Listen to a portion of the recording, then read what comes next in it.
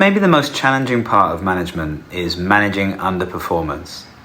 Life is easy when your team are doing well, but when they're struggling to get the results you want, well, that's a different beast. In the past, when job opportunities were plentiful and talent was in demand, underperformers were much more likely to jump ship on their own. After all, no one likes feeling that they're doing a poor job. But today the market's different. There's fear out there, fear that if they leap, they'll never land. So they stick around, quietly trying hard or quietly quitting, while they wait for the axe to fall. Psychologically speaking, that's not a good place for anyone to be for an extended period of time. Chances are your problem person knows that they're not living up to expectations, and that sooner or later their time to turn things around will run out. But they don't know when, and that means every day they wake up and go into work not knowing if this, finally, will be the day. The stress and anxiety that creates can be intolerable, and it compounds into even worse performance as they scramble to find a solution. Sometimes the rest of your team won't notice. Most of the time they will, and that creates an uncomfortable situation. Particularly if you've assembled a team of achievers, they'll only turn a blind eye for so long. Eventually the whispers will start and trust will begin to erode. Once that happens, your bad apple has started to ruin the bushel. And it's likely that they'll tolerate underperformers less lightly than you as the leader will. After all, they're not the ones who have to do something about it. So resentment grows and the culture turns sour. Crucially, you get what you tolerate. If you allow one person to consistently perform under expectations, the rest will eventually follow. Maybe not all of them, and maybe not all together, and maybe not to the same extent, but that high caliber team you've built that's known for delivering outstanding results will gradually, inevitably fade. It's rare that these situations improve with time. Usually any period of extended underperformance results in a downward spiral that's difficult to break from, unless it's dealt with quickly. As a leader then, it's your responsibility to identify poor performance and take action. But it's also your responsibility to support the people in your charge and give them a chance to thrive. So how do you reconcile these two things? Well, the first step is to decide whether the underperformance you're seeing is temporary or if it's the beginning of an inexorable slide.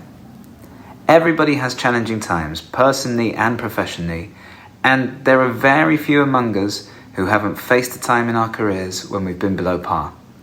If you're dealing with a situation that you believe will pass or that can be turned around, then coach, encourage, lighten the load where possible, and shepherd your team member back to their usual best self. If, though, you've determined that you're dealing with something more pervasive, then you must act. And how do you know the difference? Well, the truth is you usually know it in your gut before the evidence backs up your instinct. Fairness and employment law means that this isn't enough though, so the first action to take is to address the underperformance with the person in question and to document the conversation. Give the facts without the emotion and outline the steps that need to be taken to get back on track. Don't pull the trigger straight away. People can surprise you, so give them a chance to do so. A clear performance improvement plan can be the catalyst for a turnaround in fortunes.